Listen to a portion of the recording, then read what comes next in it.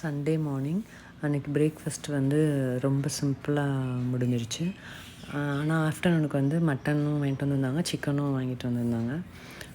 சரி எப்பயுமே மட்டன் குழம்பா தானே வைக்கிறோம், திஸ் டைம் வந்துட்டு சுக்கா மாதிரி பண்ணுவோம் அப்படின்னு சொல்லிட்டு மட்டன் எலும்பு கறி எல்லாத்தையும் சேர்த்து போட்டு ஒன்றா வேக வச்சுட்டு சுக்காவை புரட்டிட்டேன்.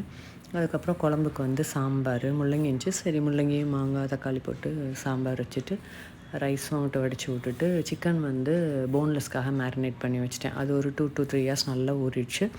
ஸோ சூப்பரான சொல்லப்போனால் கம்ஃபர்ட் லன்ச் அது. நல்லா இருந்துச்சு. நல்லா சாப்பிட்டுட்டு செம்மையாக தூக்கம் போட்டு எந்திரிச்சாச்சு. நம்ம சேனல் பிடிச்சிருந்தா சப்ஸ்கிரைப் பண்ணுங்கள்.